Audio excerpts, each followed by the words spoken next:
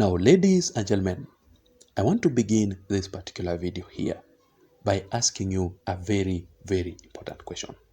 And I'll go through the comment section just to read your response.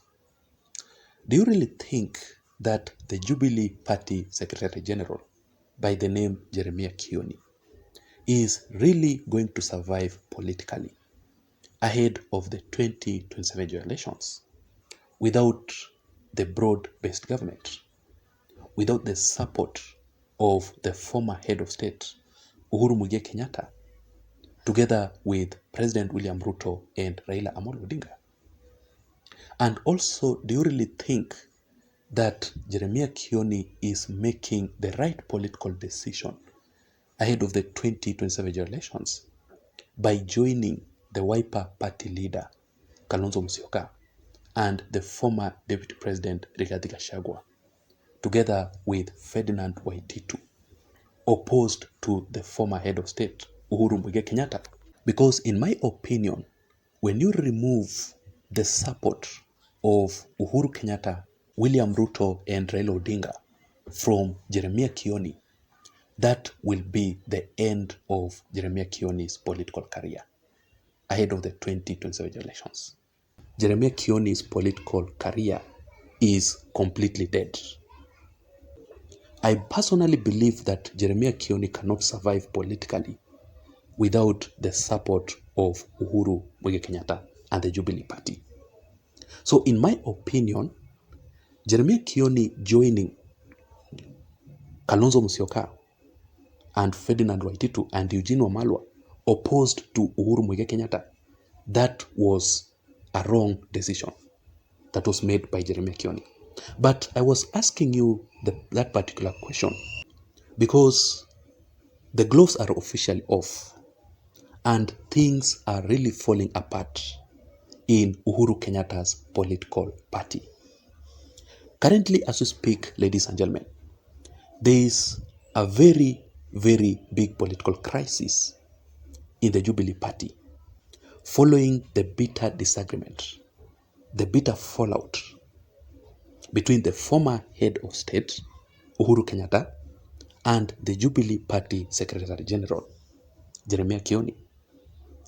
Jeremiah Kioni has consistently opposed Uhuru Kenyatta's political move to join President William Ruto and Raila Odinga in the broad-based government ahead of the 2027 elections.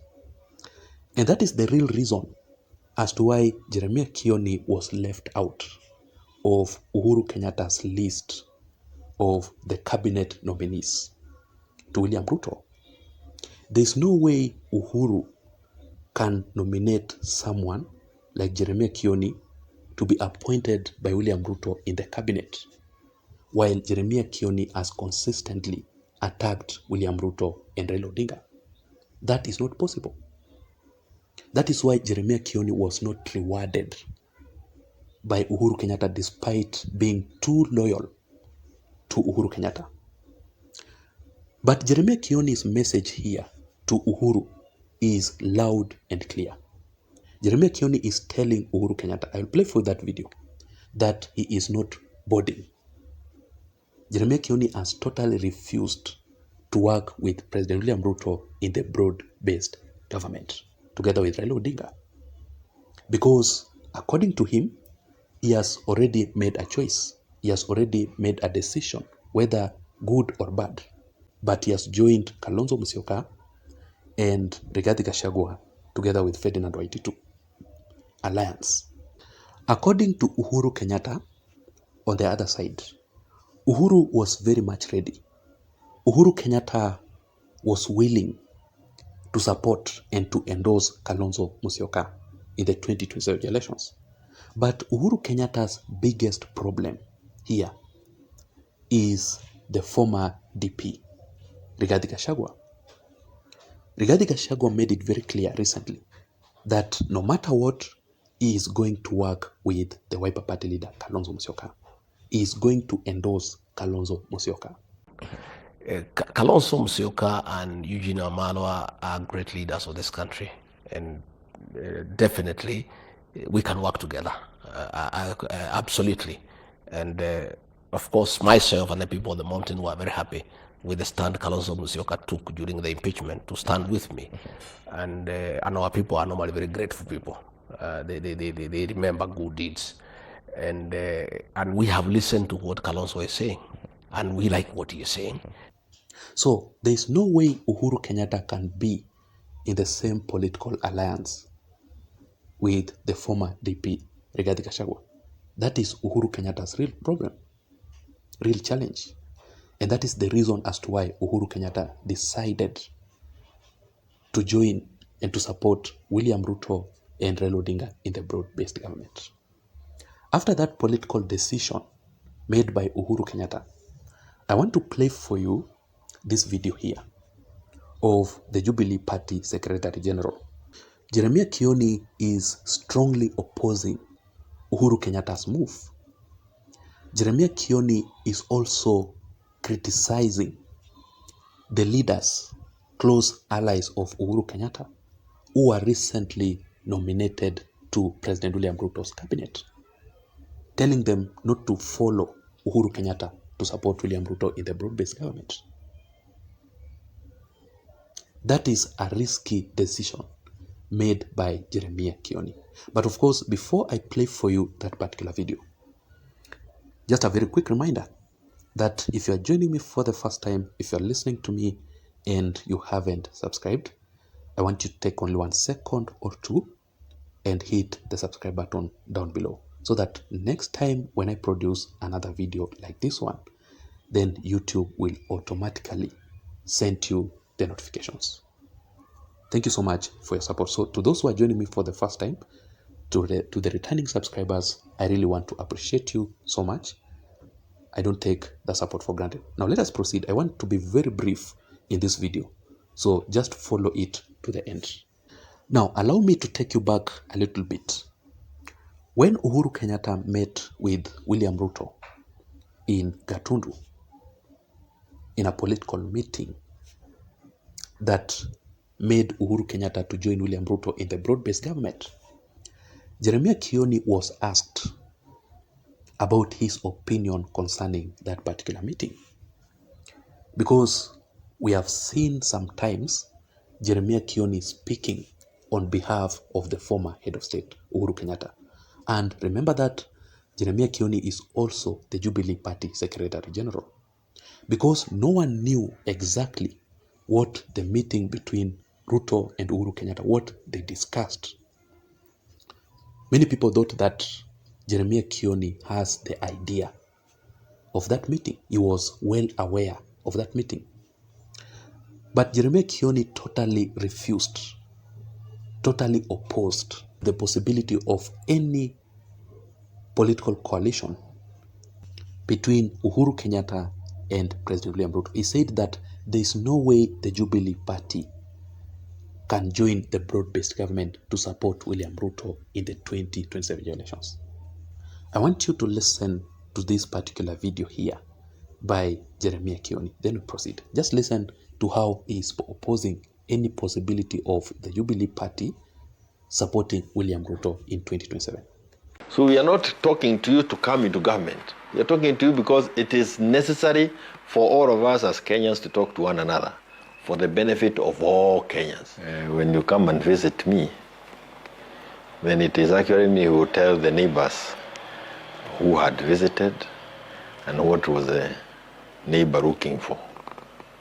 Ni njaa, ni kiu, ama ni giza imekuwa zaidi. You can clearly tell that Jeremiah Kioni is lying. Because recently, when William Ruto finally appointed Uhuru Kenyatta's allies, very close allies to his cabinet, William Kabogo, Nderitu Murithi, Lee Kinyanjui, and also Mutahi Kagwe. Let me read for you this statement that was made by Jeremiah Kioni, who is now opposing this leader's move to join William Ruto. And he's saying this, let me just show you. I am begging you leaders, don't get tempted by being appointed as a minister for 2 years in a dead thing. UDA is dead. Kenya Kwanza is a dead unit. Anything we do is to give them life so that they can torment Kenya even more. Now you can see that right now Jeremiah Kioni is totally bitter after these leaders were appointed, and he's trying to discourage them from being appointed because he's saying that UDA is dead, the Kenya Kwanza Alliance is a dead unit. So you can see the disagreements between Jeremiah Kioni and the former head of state Uhuru Kenyatta. Yet they are in the same political party. What do you think will happen to Jeremiah Kioni? What do you think will be the next move by Jeremiah Kioni? Because he insists that there's no way he can work with William Ruto. Yet Uhuru Kenyatta on the other side, who is his boss, is saying that he is okay joining William Ruto, working with William Ruto in the broad-based government. What do you think will happen next? There are about 3 things. Number 1, we expect Jeremiah Kioni to officially step down as the Jubilee Party Secretary General, because there's no way he can work with this boss with all these disagreements. So he will step down as the Jubilee Party Secretary General so that he can officially join Kalonzo Musyoka and Rigathi Gachagua.